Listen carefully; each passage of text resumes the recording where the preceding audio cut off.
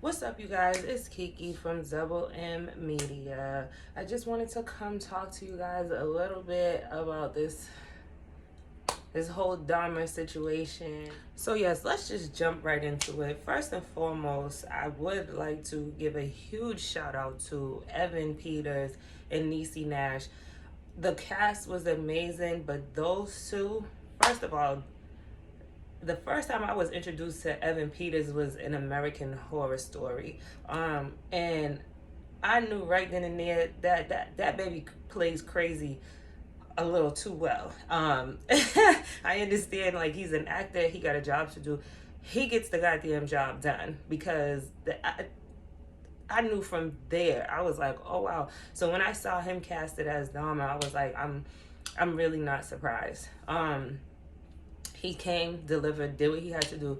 Niecy Nash, amazing, amazing, amazing, amazing. Did what she had to do. And I want to touch a little bit on the controversy behind the whole show. So a lot of people are upset because a lot of the families of the victims are upset regarding this whole show. Families were not reached out to. They were not asked for permission to use like their family stories within this Netflix special, whatever the hell you want to call it. And people are upset. They're feeling some type of way. People are re-triggered. And I know there's another side to that where people are kind of like, well, this is something that's widely known. This is something that's been talked about for so long. Like, everybody knows about Jeffrey Dahmer and everybody knows, but it's that for me, while I understand the victims and I wholeheartedly believe that there should be some sort of compensation, recognition, there should have been a conversation that was had before this whole production came to play. I appreciated the show. And the reason that I appreciated the show is because it gave us as viewers and onlookers a chance to get to know the victims as people. Like, I feel like I was born in 92. So a lot of this was like well before my time, kind of not well before, let me not force it. It was like a few years before my time. And growing up, when I heard about people like Jeffrey Dahmer, Ted Bundy, I was being told about him. I literally was just told he was a crazy white man that killed gay black men and ate them. And that was about as far as it had went with me knowing about Jeffrey Dahmer. All of the specials and things I feel like that have been on TV over the years, the documentaries and all that kind of shit, have highlighted him and gave us so much insight to him and what was going on with him. And they never really touched on the victims. Not anything that I've seen. It was like they were kind of just like, they would show a picture, tell you the name, tell you the age, and that was it. But I think with the show, I personally appreciated being able to kind of see a little bit into the victims' lives. And it shows us that because, you know, the narrative that gets painted is that these people were drug addicts or they were drunks and they didn't care about themselves and they was out getting drugged and raped, and why would you even do, and it's like, granted, whatever, feel how you feel, but these were people. These were people's sons. These were people's friends. These were people's cousins. These were people's brothers. These people had dreams. These people had aspirations. They had things that they wanted to do in life, and we were able to see that through the show.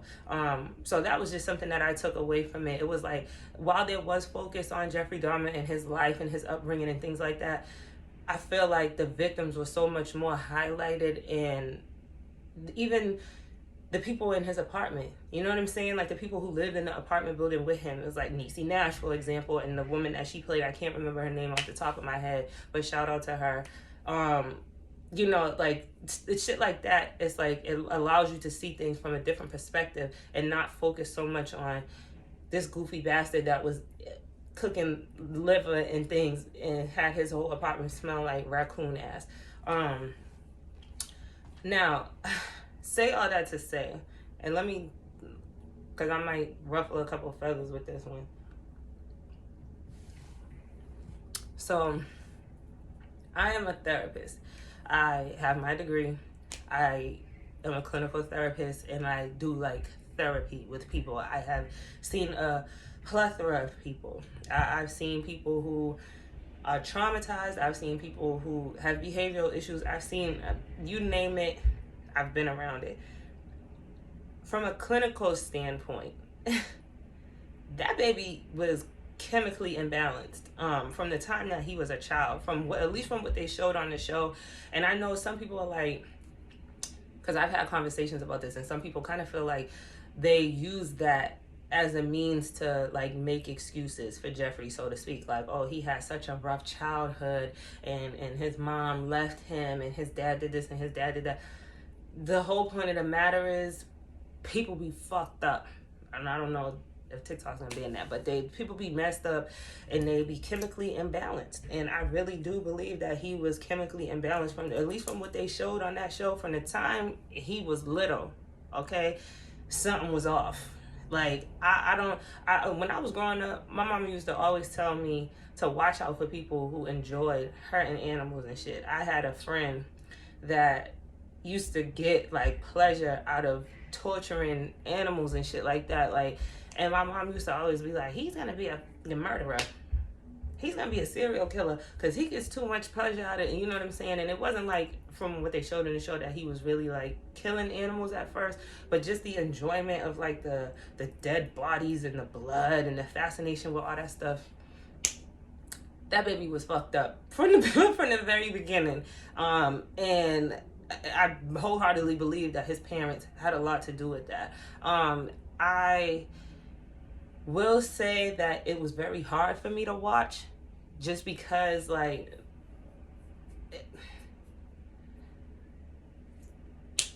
to think that this shit really happened, okay, in real life, like somebody, you really was eating folks. Like that, I think for me, that's the most baffling part. Like, yes, I am absolutely disgusted with the fact that he took people's lives. He did what he did to them, raped them, drugged them, all that other kind of stuff. But you took it that extra step, and they showed this man on Netflix fucking searing somebody's liver. No, and this how you know he's off. And I'm not even trying to be fun. No seasonings, no onions, no peppers, no garlic, baby. Not just liver. You gotta be a crazy mother. Let me reel it back in. I say all that to say it was very hard for me to watch. It took me, I think, a little longer, because I was seeing people on Twitter, you know, TikTok, Instagram, folks was breezing through it. And I was just like, it took me a while, because I'm like, yo, this is like, people really went through this shit. Like, this is wild to think that, and the fact that he got away with it for so long the way that he did. Like, just the whole story as a collective is wild as shit.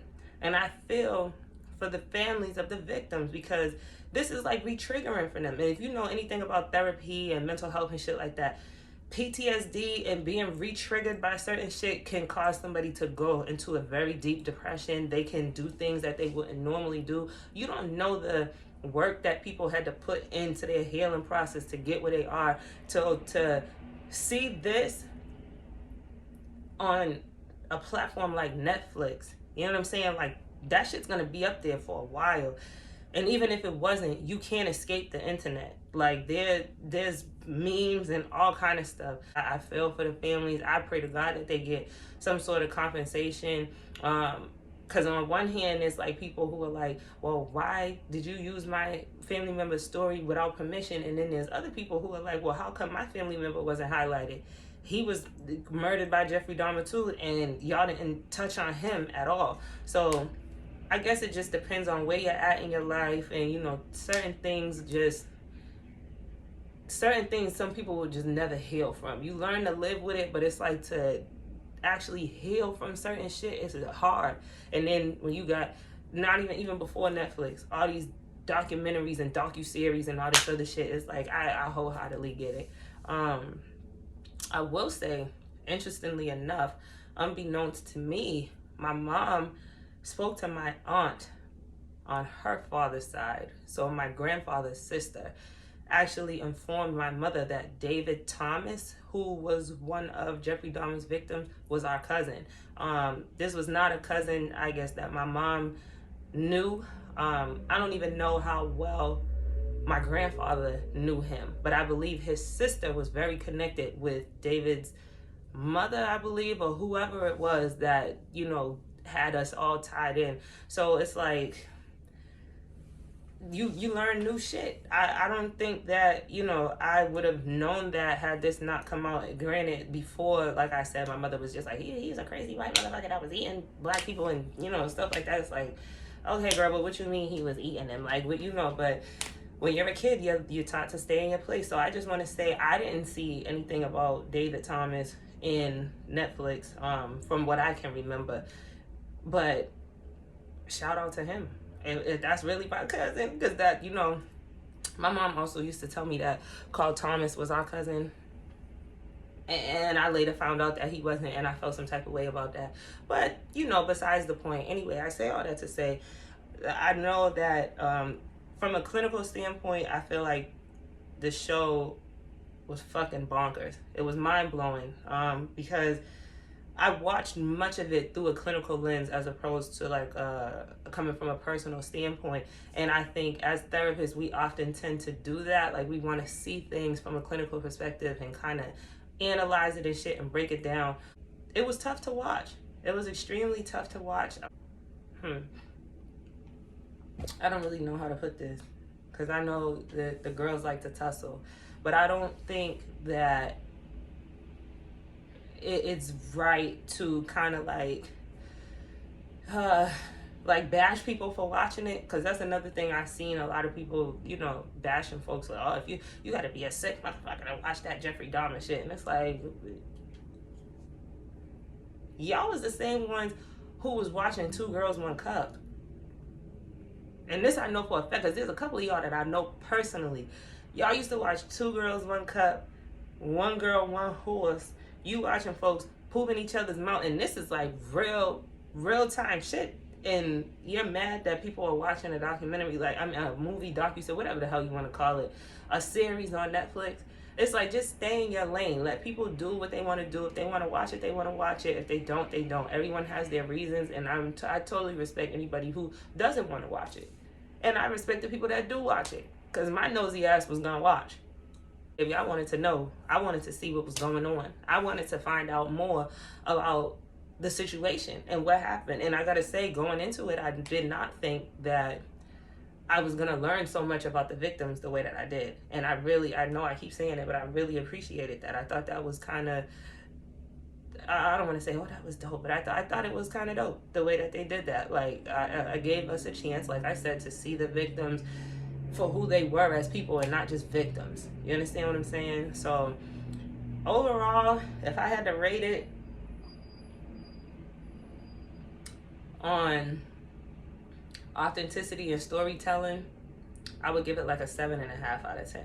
You feel me? Because, and the only reason I'm saying that is because some of that shit was too realistic. And it's like, you want the authenticity, but that scene, I'm telling y'all, with that damn liver in that frying pan, baby, I can't get that out of my head. I can't get it out of my head. Niecy Nash character said that his apartment smelled like raccoon ass. The smell was so bad coming through the vents that it was making her gag. And oh, I'm about to throw up. Sorry, because I just thought about the smell, and I'm like, I can only imagine what that shit smelled like. What kind of spray or air fresheners was he using before he left the crib that when people came back with him? Yeah, I'm like, was folks that drunk? You know, like, cause a bitch like me, soon as something smells funny, I gotta go. I gotta go, cause I got a weak stomach, and I've had a baby, and ever since I had my son, my inside's been a little bit thrown off. Like, there's just certain stuff that I can't stand the smell of. So I'm just like having a hard time picturing myself. I don't give a fuck how drunk I am.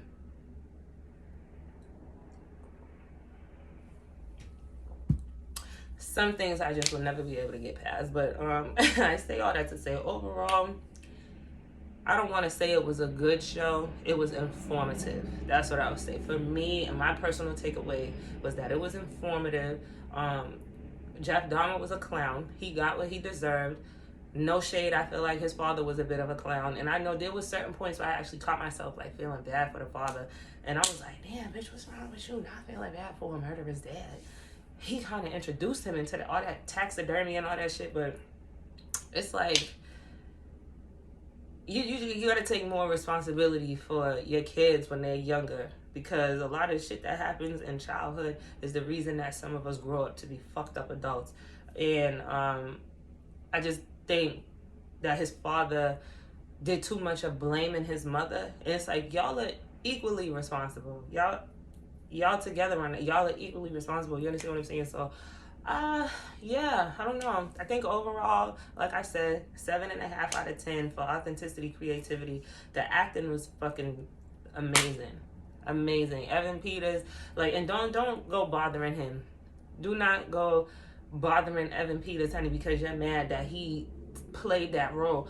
He did what he had to do. He got you girls talking. You understand what I'm saying? You gonna be mad at somebody. Be mad at the real Jeff Dahmer. Don't fucking be mad at Evan because he's an actor. Shit. I can't really say that though, because I can't stand that man that played Charles in that Medea movie, honey. If I ever see that Ninja Turtle looking... But yeah. Shout out to Double M.